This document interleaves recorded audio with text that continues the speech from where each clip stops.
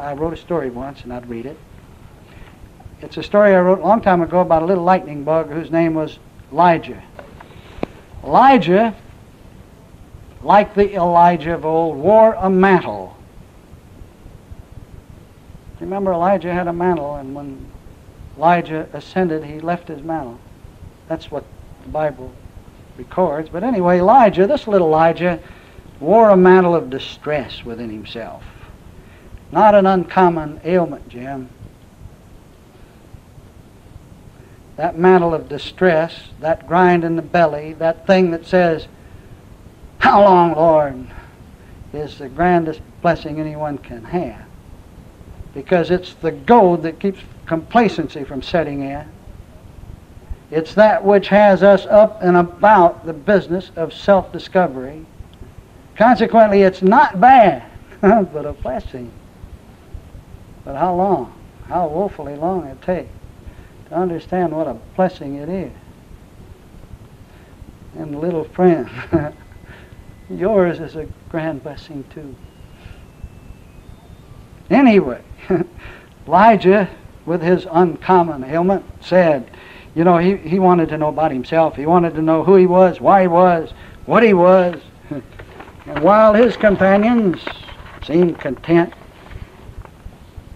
to flit here and there, concerned with naught but their flitting, Lijah was driven by his inner disquiet, a strange discontent, to ask questions of himself and of the universe wherein he flitted.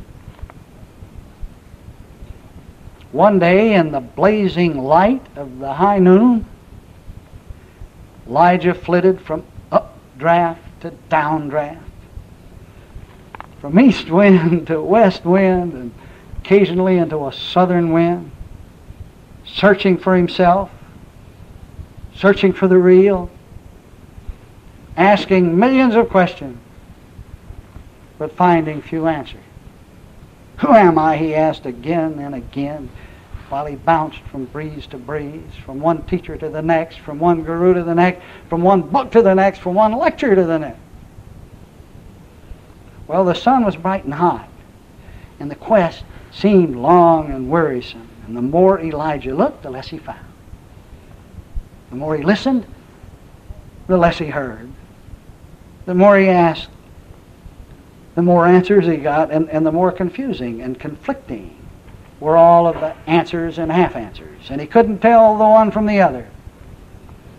And then one day, excessively weighted by his mantle of yearning, filled with despair and exhausted, just tired, little luminous Lijah gave up the search. It's useless, he said. It's hopeless. What in the hell makes me think I'll ever find the truth? I've found many things. Oh, but not all. I haven't found that light, that joy. With every question answered, he said to himself, with every question answered, 10 more are present to be asked again. Well, what is all this stuff and nonsense I hear about omniscience am I? Infinite wisdom am I? Infinite strength am I? Where is it? Why isn't it helping me now? What's wrong? Whereupon Lijah folded his wings in mid-flight and fell headlong into a big black hole.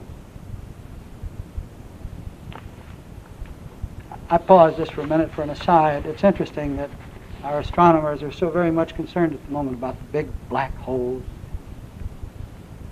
that present themselves in space to be observed. Holes so powerfully black that nothing can emerge from them. No light emerges. Even, well. The hole was as deep as little Elijah's despair, and it was just as dark as his anguish. The hole was as awful as his agony, and as gruesome as the grind in his belly. Lijah had thought that he was unhappy before in his search.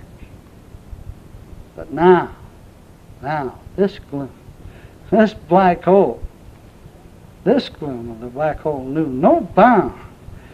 Dear God, said Elijah, this is worse. This is worse. Why? This is hell. Absolute hell. Death is preferable to this. What is this incessant searching? What has it brought me to? Cursed is the devil or whatever that ever started me out on a quest for truth, on a quest for identity. Self-discovery, he said. Bah, humbug. But then, just then it happened. It happened. In that awful darkness, Elijah blinked and he found his Fanny. Elijah found his blooming, blinking, ever-present rear end. He found the very light he was. Oh, the brightness of himself. The strength and power of the all of himself. In one twinkle of a blink, in one twinkle of one blink, thanks to the darkness, thanks to the black hole, thanks to the anguish, thanks to the grind in the belly, Luminous Elijah could see the yearn for self of himself. Great glory, he said, I've found myself. I am the light of the world. The darkness of the void, the darkness of the anguish has allowed me to see who and what I am. And hallelujah, we still say hallelujah in Alabama. And hallelujah, all the darkness of the universe cannot subdue the light of my own butterbean, my own behind it. Question. Was the grind in the belly the immobility of 20 years? The steel plate, the terminal illness, the appearance of age, the dimming vision. Was it? Was it bad? No way. No way. Now let me make it clear why it isn't bad. In simpler terms, it's obvious that a lightning bug isn't going to see his blink unless it's dark enough for the light to be seen, but let's go on and be real practical about this thing. Let's just be real practical because it's so simple. I tell you the truth that I'm talking about, the truth that identity is, you see, is simple. It must be